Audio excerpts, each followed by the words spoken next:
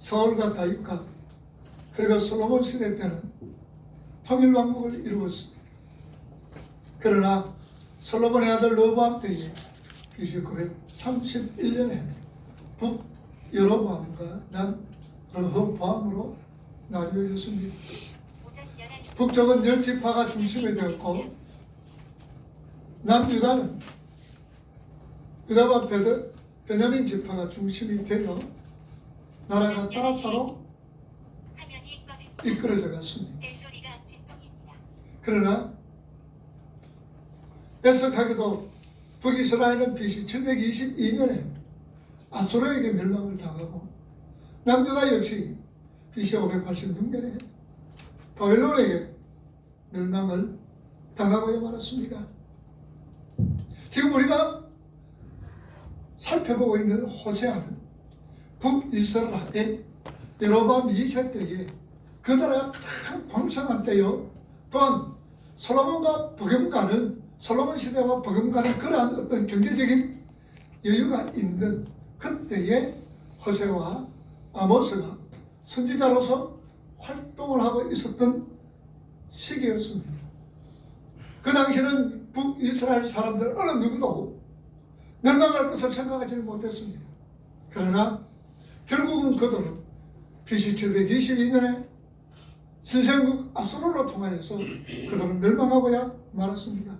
자, 그러면은 북이스라엘이 멸망했던 원인이 무엇인가 한마디로 요약하면은 9절의 말씀을 하고 있습니다. 우리 9절 말씀 여러분 본문 한번 읽어보세요. 이스라엘아, 내가 패망하였나니 이는 너를 도와주는 나를 대적함이니라. 너는 패망했다. 왜냐하면은 나를 뭐 했기 때문이다, 대적했기 때문이다라고 말씀을 합니다. 그들이 도움되시는 하나님을 그들은 대적을 합니다. 사실 그들이 여러 강대국의 공격으로 인하여 피해를 입은 적은 한두 번이 아니었습니다. 그러나 그들의 역사를 되돌아보면 지금보다도 더 심각한 어려움이 참 많았죠. 그들은 400년 동안 에집트에 내려가서 종살이를 하고 있습니다. 그 종살이하는 이스라엘 백성들을 하나님께서 능력과 역사하심으로 구원해냈습니다. 엑스도스 구원해내셨습니다. 그리고 40년 광야 생활을 하면서 하나님께서는 구름기둥 불기둥으로 인도해 주셨고 아침마다 입술로 통하여서 만나를 허락해 주셨습니다.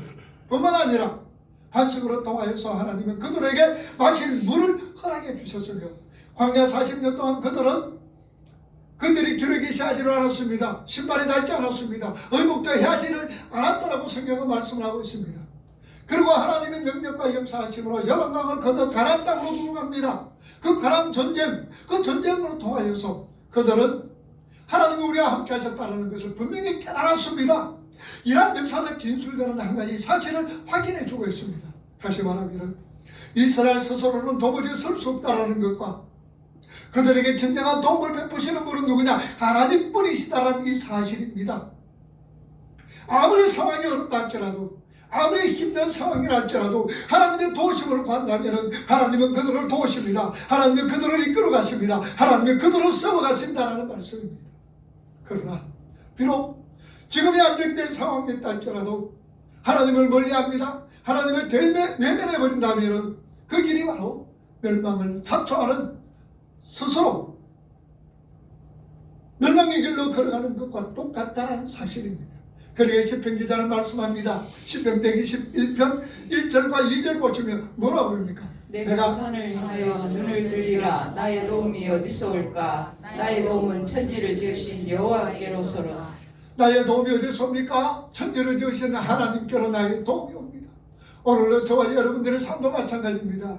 우리 환경과 여건이 어렵고 힘든다 할지라도 그 환경과 여건이 힘든 것이 아니라 하나님을 가까이 할 때는 그 환경과 여건이 결코 힘든 환경이 아닙니다.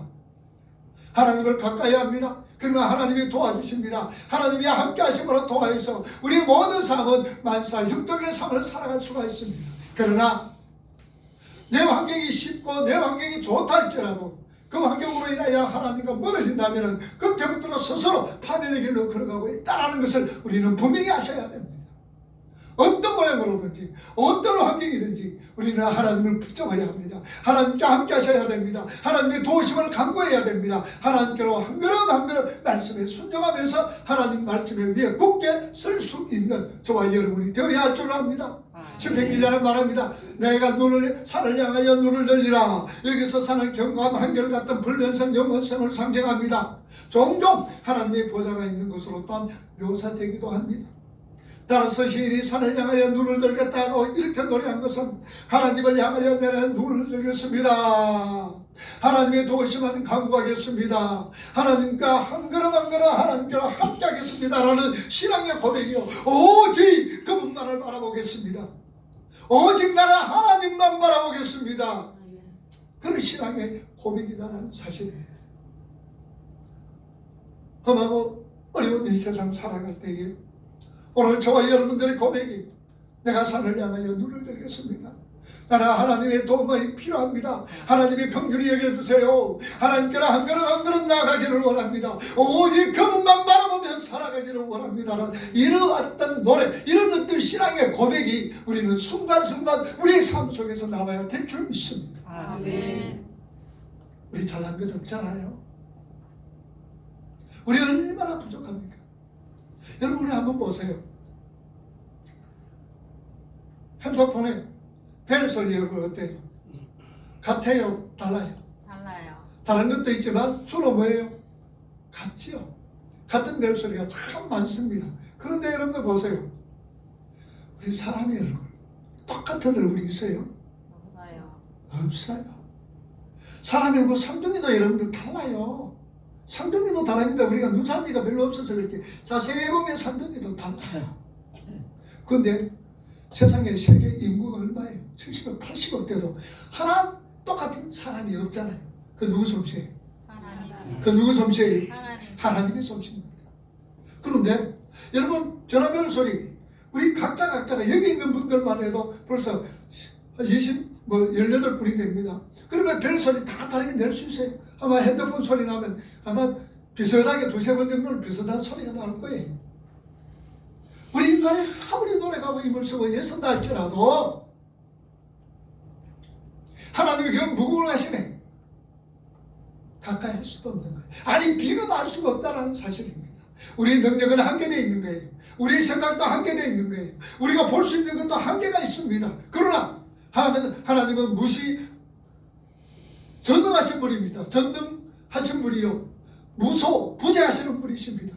그러나 하나님, 그 하나님을 의지하고 그 하나님을 믿고 그 하나님을 따른다는 것 얼마나 우리에게 복이 되는지 모릅니다. 그래서 시편 기자의 하나님을 향한 확신, 오로지 하나님만을 의지하겠다는 결의를 우리 각자에게 심령 속에 깊이 우리가 간직하면서 사셔야 됩니다. 눈에 보이는 것에 여러분들 현혹되지 말고요, 변하기 쉬운 세상, 갈대처럼 기다릴 수 없는 한계가 분명한 사람을 의지하지 말고 오로지 하나님만 의지하며 하나님만 바라보면서 살아가셔야 되는 거예요. 그래서 우리 사람은 무슨 대상이에요? 의지하며 믿고 살아갈 대상이 아니에요. 사람은요, 믿지 말아요. 믿지 마라. 무슨 대상? 사랑의 대상이에요. 우리 사람은 사랑의 대상이지 의지하고 믿고 따를 대상이 아닙니다. 근데 믿고 따르다가 뭐라 그래요? 우리가 아이고 뭐 발에 뭐 찍혔다, 도끼, 내 발에 도끼 내 발등 찍혔다 그러잖아요. 근데 너 믿지 마라 그 말이에요. 그러나 뭘 해줘라? 사랑해줘라. 사랑해줘라. 사랑인 거예요. 자, 이사야 41장 13절 말씀 우리 한번 더 보세요. 이는 나 여호와 너의 하나님이 내 오른손을 붙들고 내게 이르기를 두려워하지 말라, 내가 너를 도우리라 할 것임이니라. 두려워하지 마라. 두려워하지 마라. 두려워하지 마라. 내가 뭐 하겠다?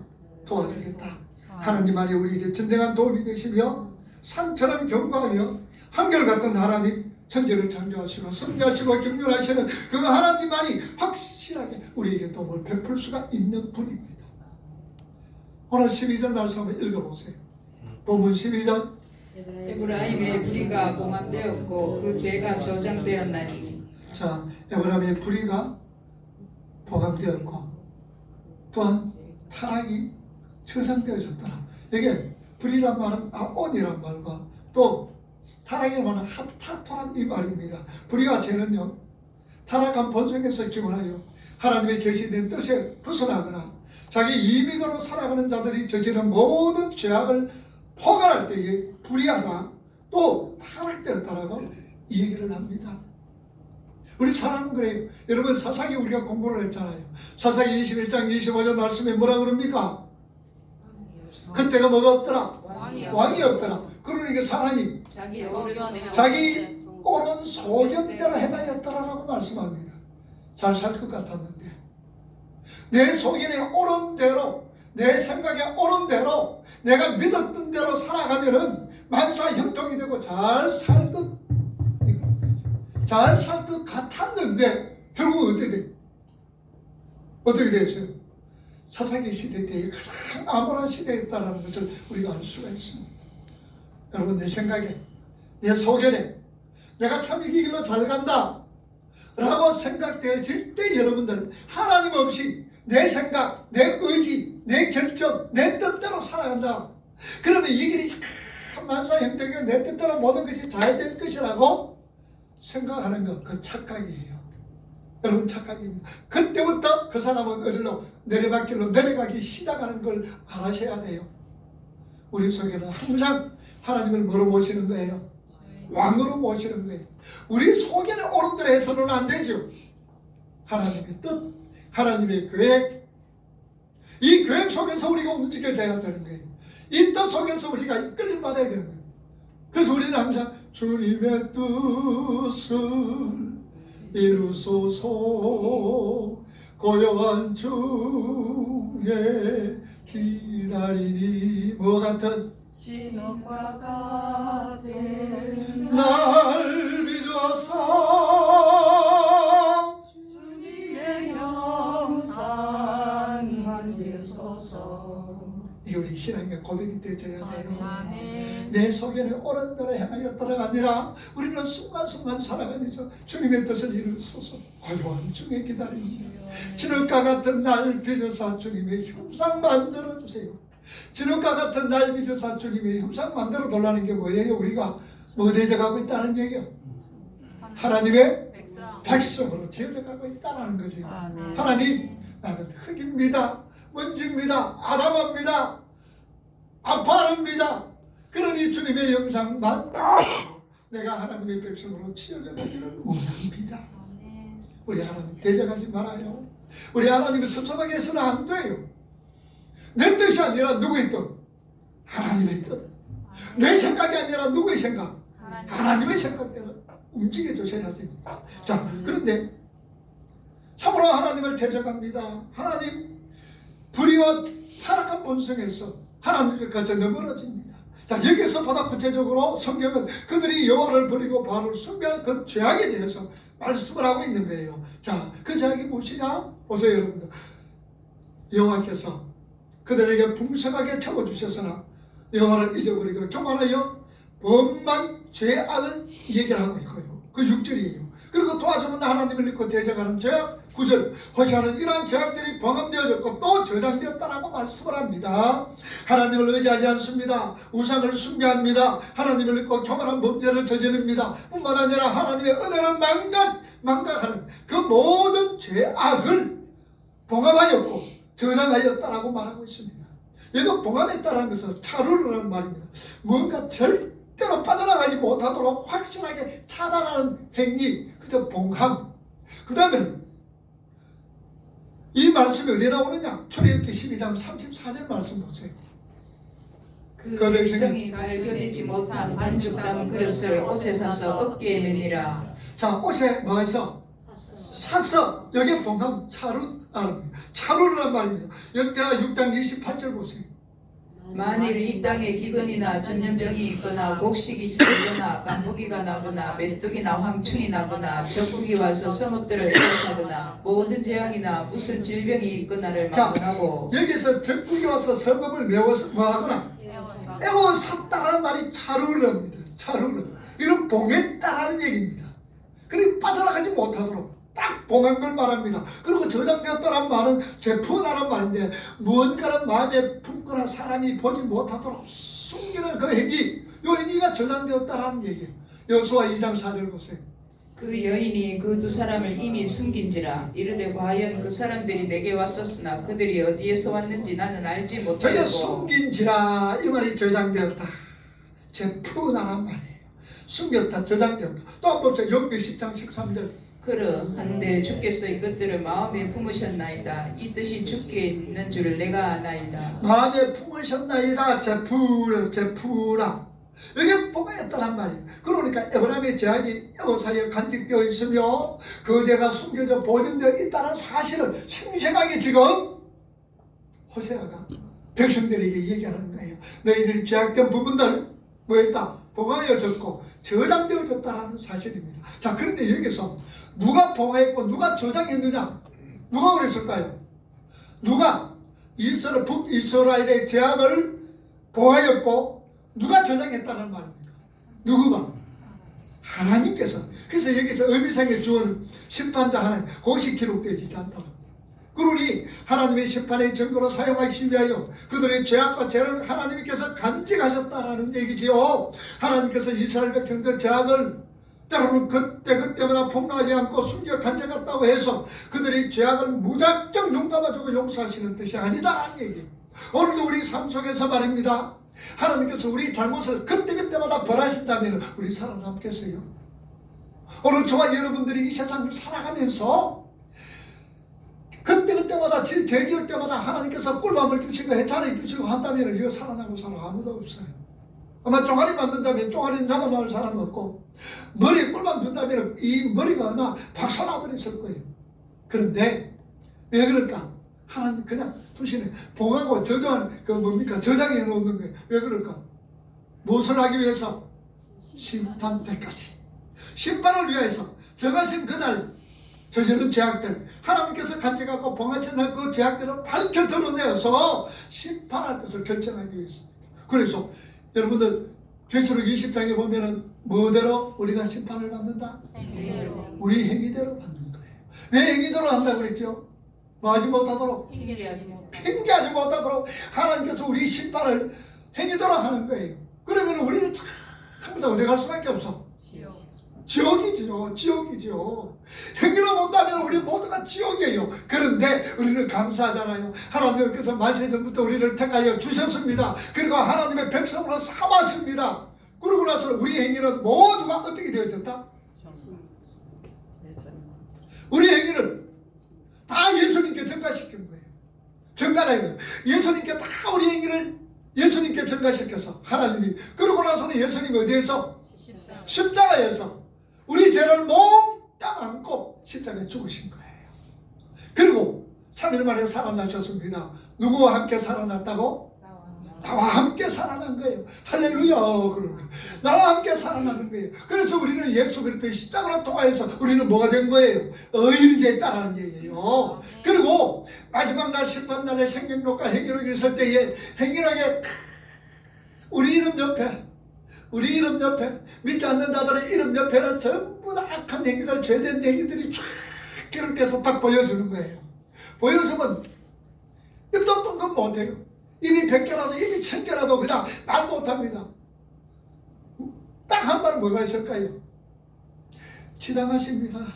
나는 지옥 갈 사람 분명히 맞습니다. 이 말밖에 못하는 거예요. 말이 있어도 내가 할 말이 없습니다.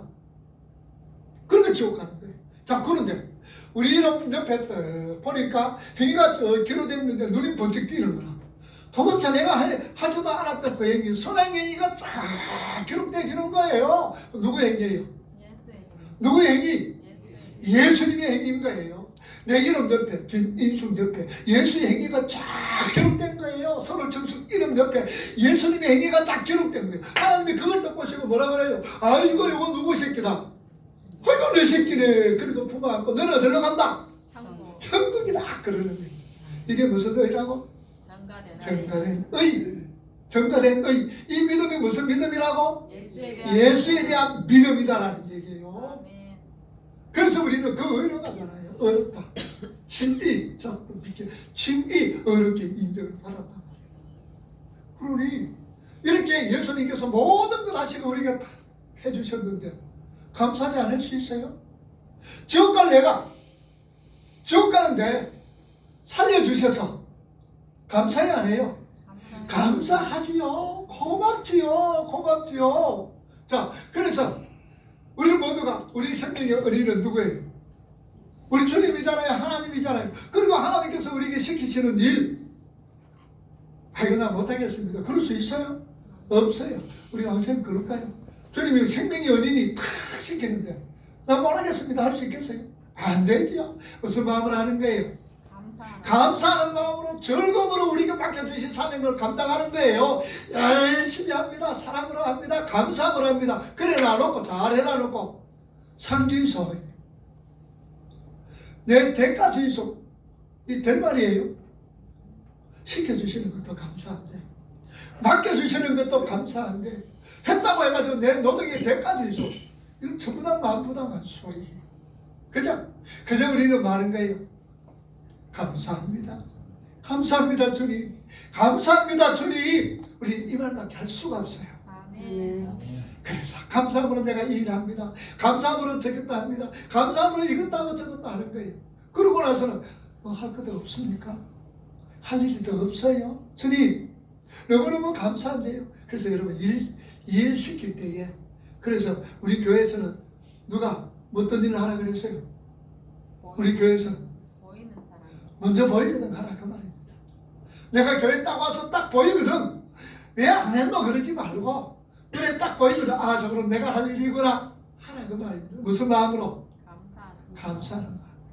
즐거움으로 이렇게 감당할 때에 우리 마음속에 기쁨이 있습니다. 즐거움이 있습니다. 이거 누가 주는 거예요? 누가? 그게 주님이 우리에게 주시는 상이란 말이에요. 내 마음속에 즐거움이 있습니다. 기쁨이 있습니다. 감사가 넘칩니다. 찬양이 막 울려나오는 거예요. 찬양이 울려나오는 거예요. 이게 하나님이 우리에게 주시는 뭐라고? 그게 상이라. 하늘에서 그냥 로또 주는 게 그게 상이 아니고 금덩어리 뚝뚝 떨어지는 거 그거 상이 아니라. 그거 아니라 내 마음속에 기쁨이 내 마음속에 악한 죄 파도가 마르나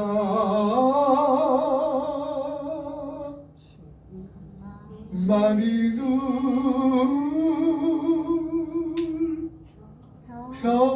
평안해. 그거 누가 주시는 상? 하나님이 주시는. 우리 한번 해봅시다.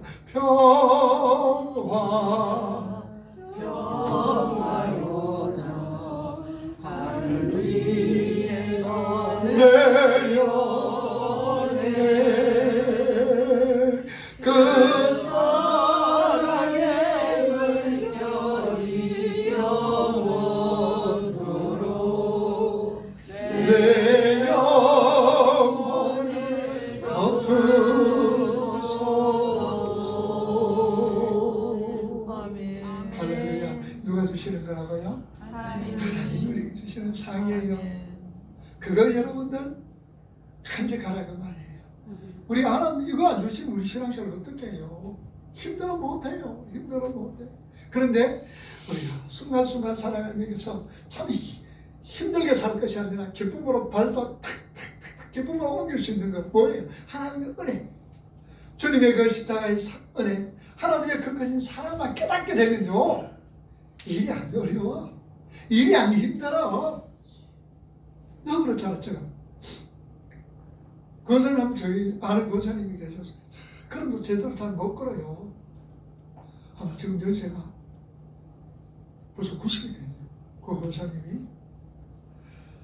그때 한 60, 70 정도 됐을 때도 참 잘 못 걷고 힘들어요. 그런데 한 번씩 지방 가보면 손자가 이래요. 손자가 똑같아. 그런데도 한번 탁 보면은 한번 번뜩 한번 이래가지고 얻고 막 둘레둘레 하는 거예요. 그걸 보면서 느꼈어요.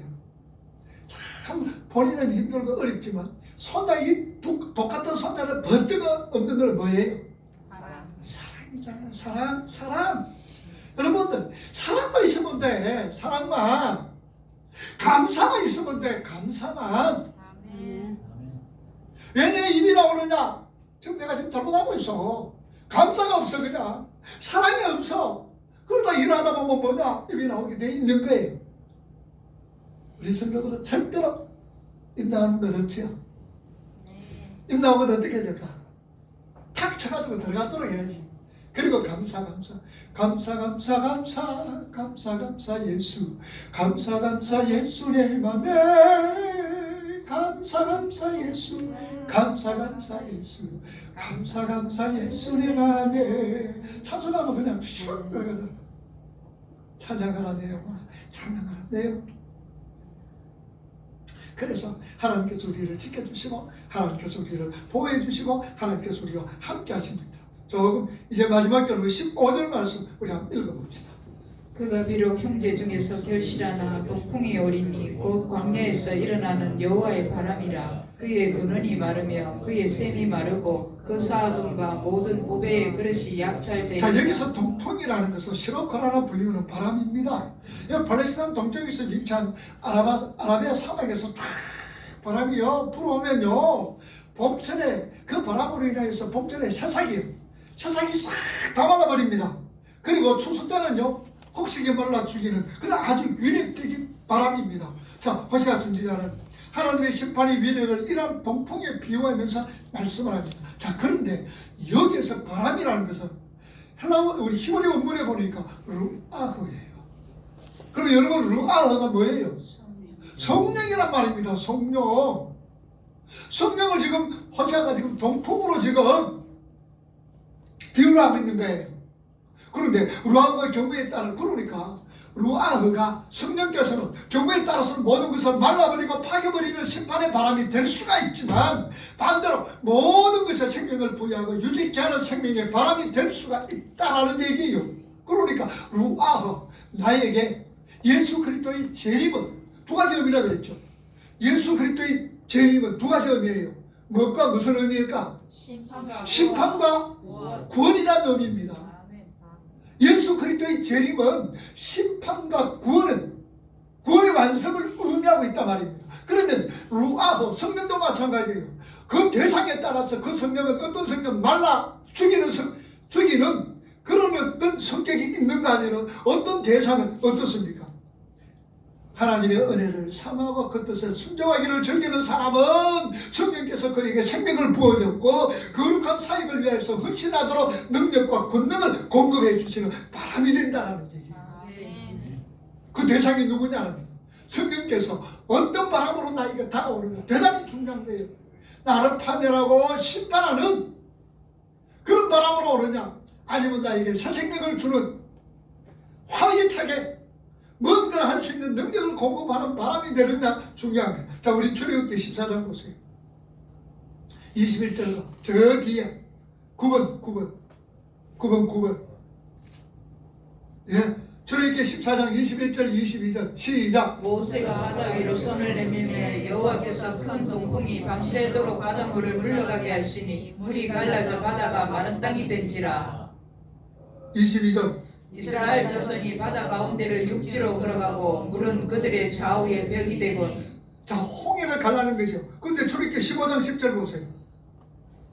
주께서 바람을 일으키심에 바다가 그들을 덮으니 그들이 거센 물에 납같이 잠겼나이다. 거센 물에 누가 그렇게 거센 물에 납같이 잠겼어요? 애굽의 병정들은. 그런데 이스라엘 백성들은 어떻게 됐어요? 홍해를 뭐같이? 마른 땅같이 건넜더라. 그죠? 마른 땅같이 건넜더라. 바로 이겁니다.